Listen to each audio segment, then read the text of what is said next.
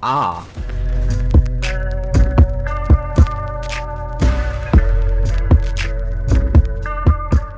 Well guys, what's up? FaZe Bloo here, and I'm playing some MW2. So I'm thinking that before Black Ops 3 drops, I'm going to release one more big montage with a ton of clips, and if I can do that, I'll be happy.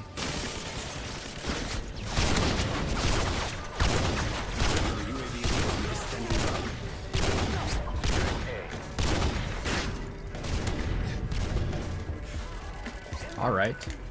So I guess I've hit 2 clips in the first 2 games I played today. Okay. So I live in Virginia, and to get to DC, we had to drive 2 hours, and I just got my license recently, so I won't say that I'm the most experienced driver. I'm still good at driving, I guess, but yeah, it was a little bit of a journey. We'll say a journey, because most of the things that occurred was relating to the vehicle. Oh my god. What did I just see there? But yeah, first of all, I had no idea where I was going, so a GPS was necessary, and of course my friend who was in the car used the most unreliable GPS, the Apple Maps. And the thing about Apple Maps is it would give you the right directions most of the time, and even when I did give the right directions, it set it super early. Like, we would be at a street, and there would be multiple right turns. I would be at one, and it would say turn right now, but it meant the one like 3 miles up the street.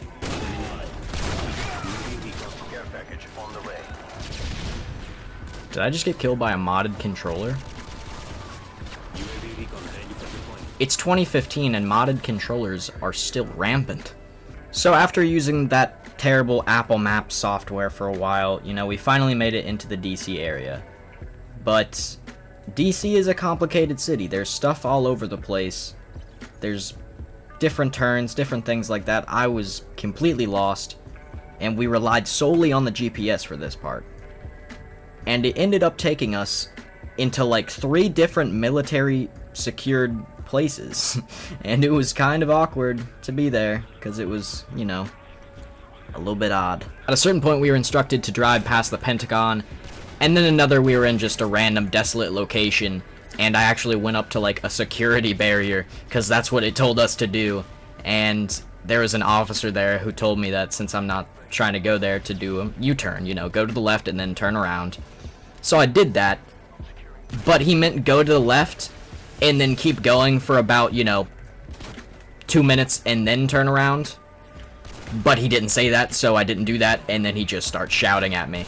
So my response to his, you know, just sporadic yelling at me in the middle of the daytime in DC, I just, you know, followed directions, did what I was told, and then we got out of there, and then I switched to Google Maps, and we found our way.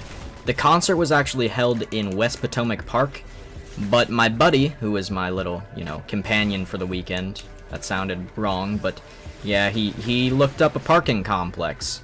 That's what I was told. He told me he was taking us to where we could park, and we went to the Arlington Cemetery. Now, I was all excited for the festival. You know, I wasn't trying to pay too much attention to many other things aside from, you know, having a good time over the weekend.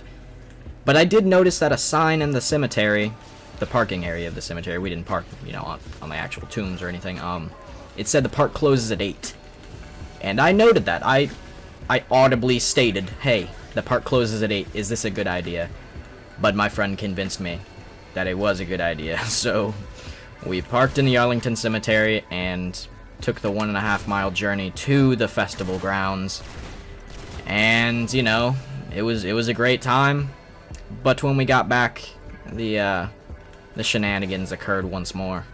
I guess shenanigans could really be replaced with the word just adventures, but I live a very monotonous life, so anything other than playing Call of Duty, eating Chick-fil-A, and I don't know, that's pretty much it, is kind of, you know, shenanigans to me, because it goes out of my normal behavior.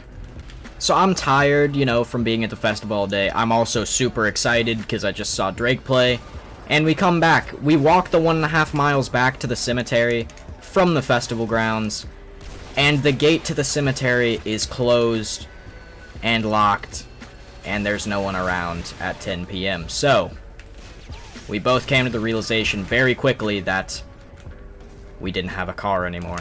I don't think it would have been that much of a deal to be honest, because we had a way to get back. We ended up just having his aunt come and get us, but the fact that me and him both went from having, like, the best time of our lives seeing Drake, and then we just get hit with the fact that, you know, we don't have a car, and now we have to burden his family that's already letting us stay at their house for free with driving 45 minutes to come get us. It was as if my emotions were going like 90 miles an hour on the freeway, you know, having a great time, and then just hit a brick wall in the middle of it, you know, shatter everywhere.